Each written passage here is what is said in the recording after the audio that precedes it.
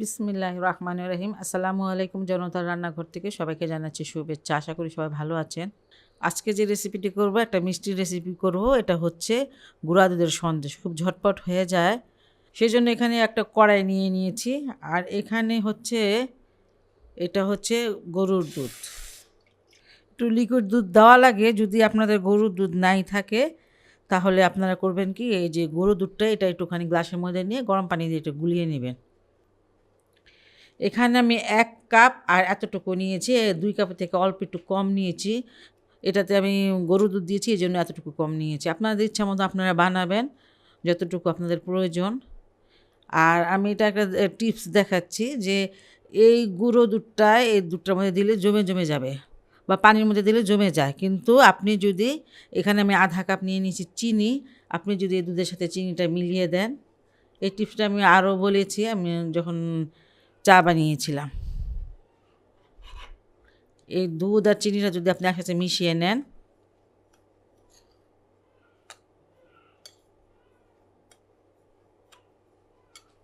তাহলে কক্ষণই আমি হয়তো এটা বলেছিলাম যে ২০ কাপ চাও যদি আপনি বানান তাহলে এই গুঁড়ো দুধটা জমাট বাঁধবে না।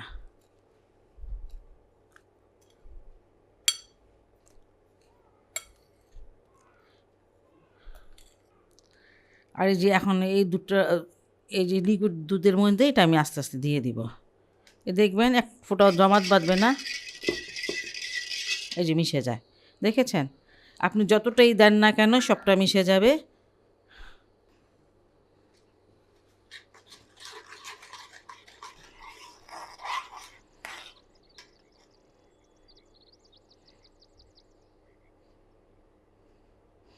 এখানে আমি ১ টেবিল চামচ ঘি দিয়ে দিলাম, পরে আবার আরেক টেবিল চামচ দিব। ঘিটা দিলে খুবই ভালো হয়, অবশ্যই ঘিটা দেওয়ার চেষ্টা করবেন। আর চিনিটা আমি আধা কাপ দিয়েছি, প্রায় ২ কাপ গুঁড়ো দুধের মধ্যে আধা কাপ দিলাম চিনি। এটা আপনাদের পছন্দ অনুসারে দেবেন। অনেকে খুব কড়া মিষ্টিটা খান, যদি অত কড়া মিষ্টি খান তাহলে আরও অবশ্যই বাড়িয়ে দেবেন। এই যে বাকিটুকু ঘি আমি এখন দিয়ে দিচ্ছি। এটা প্রায় হয়ে এসেছে, আর বেশিক্ষণ লাগবে না। ঘিটা দেওয়ার চেষ্টা করবেন, ঘি ছাড়াও হবে, কিন্তু ঘিয়ের মধ্যে যে একটা মানে টেস্ট, এটা অনেক ভালো একটা টেস্ট আসে, এই জন্য ঘিটা দেওয়া।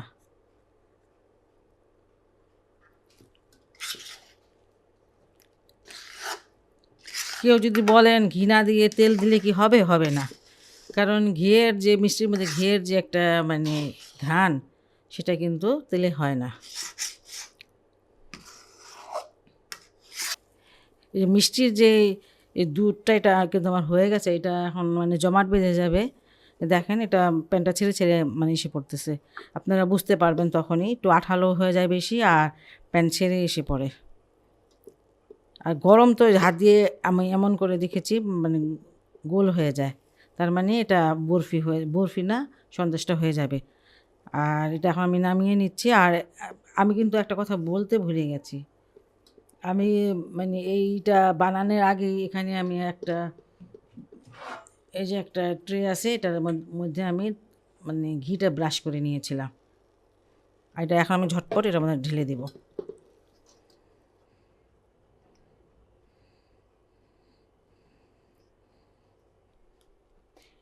এটা গরম অবস্থায় এমন করতে হবে, কারণ এটা ঠান্ডা হয়ে গেলে শক্ত হয়ে যাবে।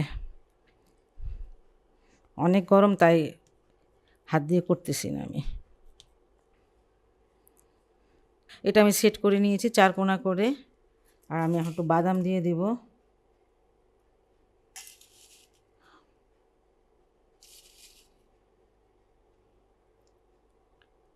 এই বাদামটা একটুখানি ডাবিয়ে দিতে হবে, কারণ এটা এখন গরম অবস্থায় দিতে হয়, ঠান্ডা হয়ে গেলে তো শক্ত হয়ে যাবে। বাদামটা সুন্দরের জন্য এবং খেতেও একটা হেলদি একটা জিনিস বাদাম, দেখতেও ভালো লাগে, খেতেও ভালো লাগে। আর এটা ঠান্ডা হয়ে গেলে আমি একটু কেটে নিব, এখন অনেক গরম।